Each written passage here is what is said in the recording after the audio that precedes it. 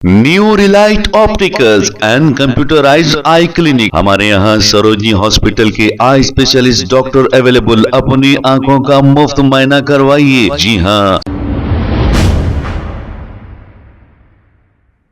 अस्सलाम वालेकुम नाजरीन, 7H न्यूज सच को रखे आपके आगे। दिल्ली उत्तम नगर के इलाके में होली के वक्त एक मुस्लिम खातून पर पड़ोस में रहने वाली एक लड़की इन पर कलर का गुब्बारा फेंकी थी, जिसकी वजह से आपस में बहस व तकरार हो गई, लेकिन मामला रफा दफा हो गया था।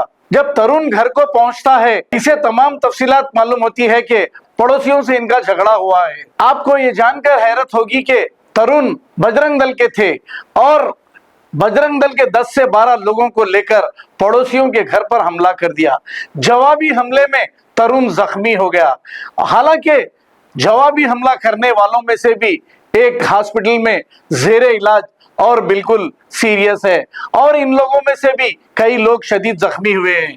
लेकिन मीडिया एक तरफा बता रहा है और इसे हिंदू और मुस्लिम का रंग दिया जा रहा है। हालांकि ये मामला हिंदू और मुस्लिम का नहीं। इस मुल्क में हिंदू और मुसलमान बरसों से भाइयों की तरह रहते थे, लेकिन जब से बीजेपी हुकूमत आई है, यहाँ पर आपस में नफरत बांट रही है। एक तरफा कार्रवाई करते हुए पड़ोस में रहने वाले जो लोग तरुण पर हमला किए थे, इन्हें जेल भी भेज दिया गया और फिर इनके घर को जमीन डोज कर दिया गया हुकूमत की जानिब से। अब आप बताइए, हुकूमत अगर कोर्ट के फैसले करेगी, कोर्ट की क्या जरूरत है? आइए सुनते हैं कुछ सच्चाई।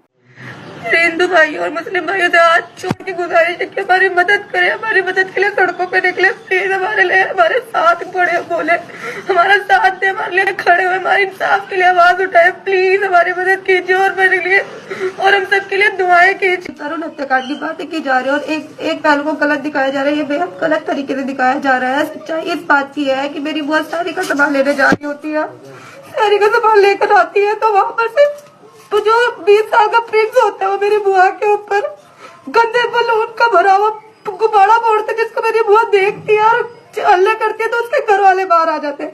उसके घर वाले मेरी बुआ से बदतमीजी करते हैं। उसके घर के बर्तन में दारू पी रखी होती है, मुझे दारू पी के मेरी बुआ से बदतमीजी करते। जब मेरी बुआ भी चिल्लाती तो मेरा भाई मेरे चाचा का लड़का पास में ही रहता है, और वो जब बाहर निकलता है, देखते बुआ के साथ बदतमीजी कर रहे हैं तो वो भी बाहर आता है, वो भी बोलने लगता है। तो वो लड़का देखते ही डंडा मारी शुरू कर देते मेरे भाई के ऊपर। जब मेरे घर के बड़े वहां पे पहुंचते हैं, जब थोड़ी बातें करनी होती है, पीछे से वो तरुण आता है, कुछ बंदों को लेकर आता है, उसके हाथ में रोड होती है, वो किताब बैठता, और भी बहुत सारे डंडे थे जिससे वो मारने लग जाते हैं घर वालों को।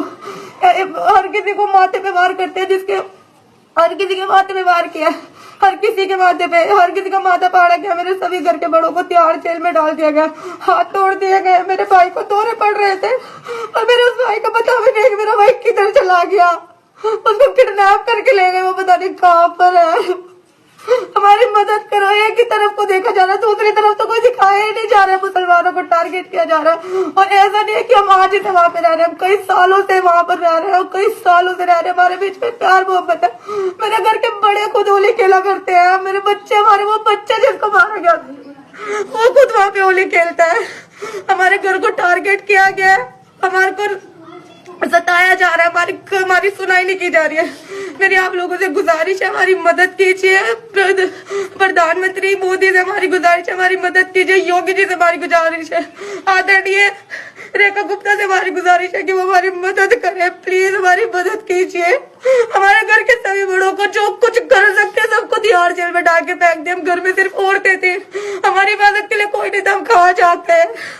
हमारी मदद के लिए कोई भी नहीं, हमारे घर में हम कहाँ जाते हैं? हमारे घर वालों को इस तरीके से हम बेदखल कर दिया गया, इस तरीके से हम घर से दर बदर भटक रहे हैं, हम किधर जाए?